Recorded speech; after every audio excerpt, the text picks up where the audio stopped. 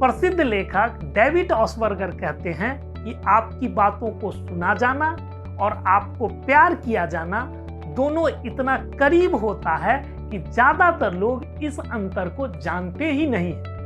इस कथन का मतलब यह हुआ कि अगर कोई व्यक्ति आपकी बातों को गौर से सुनता है तो आपको लगता है कि वह आपको प्यार कर रहा है, आपको पसंद कर रहा है, और इसका नतीजा यह होता है कि आप भी सामने वाले व्यक्ति को पसंद करने लगते हैं। इसलिए अगर आप चाहते हैं कि आपका कस्टमर, आपका एम्प्लॉय, आपके परिवार का सदस्य या अन्य कोई व्यक्ति आपको पसंद करे, तो उसका सबसे आसान तरीका है कि आप उस व्यक्ति की बातों को सुनना प्रारंभ कर दें।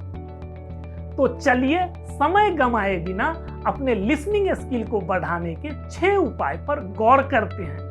वीडियो के अंत तक बने रहिए, हो सकता है यह वीडियो आपकी जिंदगी बदल दे। अपना लिसनिंग स्किल बढ़ाने का पहला उपाय है स्पीक लेस, कम बोलें।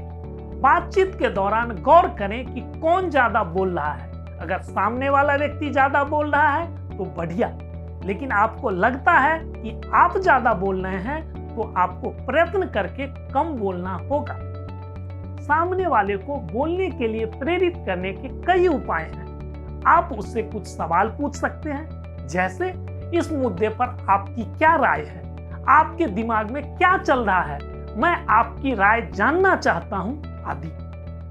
अगर आप चाहें तो साफ साफ बोल सकते हैं कि अभी तक मैं बोल रहा था, अब आपकी बारी है। अब मैं बोलना बंद करता हूं और आपकी बातों को गौर से सुनता हूं।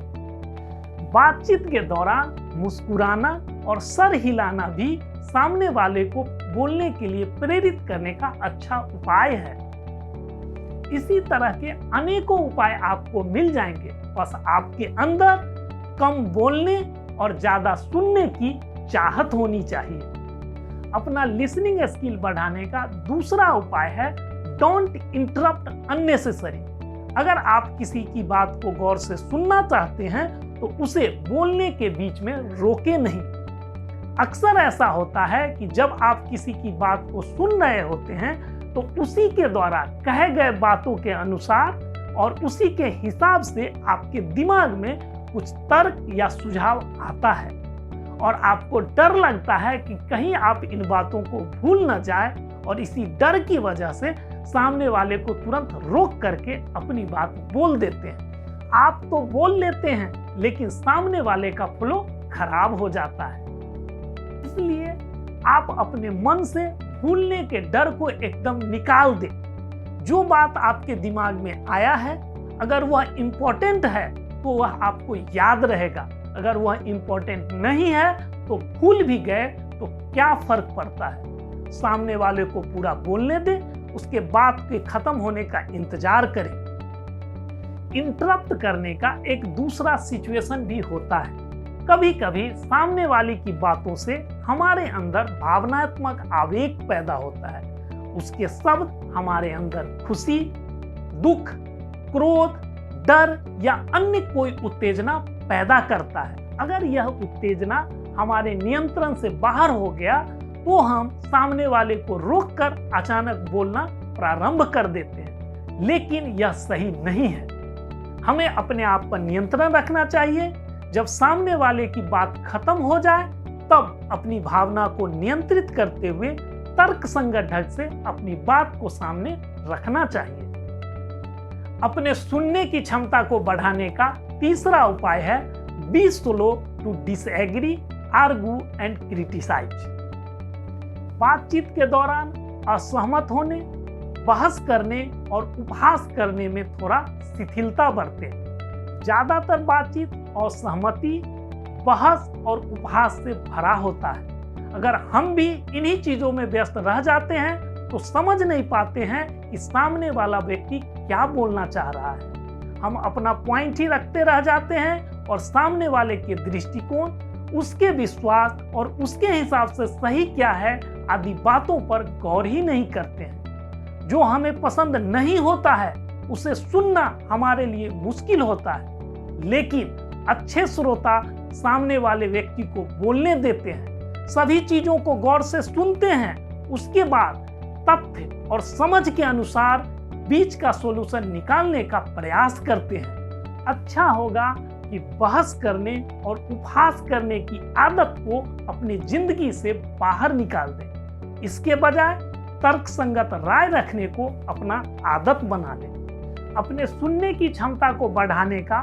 चौथा उपाय है अवॉइड ऑफरिंग अनसॉलिसिटेड एडवाइस। बिना मांगे सलाह देने से बचें। बातचीत के दौरान अक्सर ऐसा सिचुएशन आता है जब आपको लगता है कि आप सामने वाले को रोककर उसे कुछ सलाह दे दें, लेकिन अगर आपसे सलाह मांगा नहीं गया है और आप आगे बढ़कर खुद से सलाह देते हैं तो ऐसा सलाह काम नहीं करता है। ज्यादातर स्थिति में ऐसे सलाह पर न तो कोई गौर करता है और न ही उसकी कोई जरूरत होती है। इसलिए बिना मांगे सलाह देने से बचें। बातचीत के दौरान अगर आपको लगता है कि सामने वाले को सलाह की जरूरत है तो आप उससे कुछ ऐसा प्रश्न पूछें जो उसे खुद के बुद्धि के करीब ले जाए। उदाहरण के लिए आप सामने वाले से पूछें कि तुम्हारे हिसाब से इस सिचुएशन में क्या किया जाना चाहिए। कल्पना करो कि तुम्हारे पास दो दिमाग है और वह दोनों दिमाग तुम्हें क्या कहता है। तुम्हारे हिसाब से इस सिचुएशन का परिणाम क्या होगा आदि। जब आप इस तरह का प्रश्न पूछते हैं तो सामने वाला व्यक्ति अपने दिमाग पर जोर डालता है और समाधान निकालने की कोशिश करता है। अगर वह कुछ समाधान निकल पाया तो यह समाधान उसका होता है जिसे वह पसंद करेगा और उस समाधान की जिम्मेदारी भी उसके ऊपर होगी। अगर किसी कारणवश उसका दिमाग नहीं चल पाता है तो खुद ही आपसे पूछेगा कि आपके हिसाब से क्या करना चाहिए। अब आप उसे सलाह दे सकते हैं। अब वह आपकी बातों पर गौर भी करेगा। अगर आप बिना मांगे सलाह देते हैं तो आपका वैल्यू और रिस्पेक्ट दोनों कम होता है। अपने सुनने की आदत को सुधार करने का पांचवा उपाय है encourage your subordinate to speak. अपने अधीनस्थ लोगों को बोलने के लिए प्रेरित करें।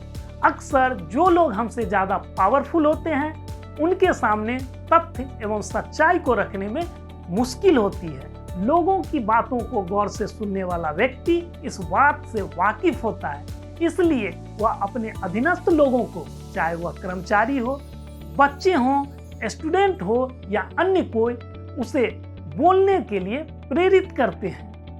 अगर आप चाहते हैं कि लोग आपको इस रूप में जाने कि आपके सामने कोई भी व्यक्ति सच्चाई को खुलकर रख सकता है तो आपको दयालु बनना होगा। आपको समझना होगा कि लोग अक्सर पावर के डर से खुलकर बोल नहीं पाते हैं। आपको ऐसा माहौल बनाना होगा कि लोग बिना डरे निर्भीक होकर आपके सामने सच्चाई बोल सके। अपने सुनने की क्षमता को बढ़ाने का छठा उपाय है एंजॉय द साइलेंस।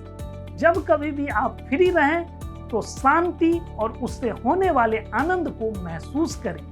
एक बार जब आपको शांत रहने में मजा आने लगता है तब खुद ब खुद आपके बोलने की इच्छा कम हो जाती है और आप सामने वाले की बातों को सुनने पर ध्यान देने लगते हैं। इन सिद्धांतों को अपने पर्सनल और प्रोफेशनल दोनों लाइफ में अपना कर देखें और अपना अनुभव साझा करें। फिर मिलते हैं अगले वीडियो में एक नई जानकारी के साथ। तब तक के लिए इजाजत दीजिए। धन्यवाद।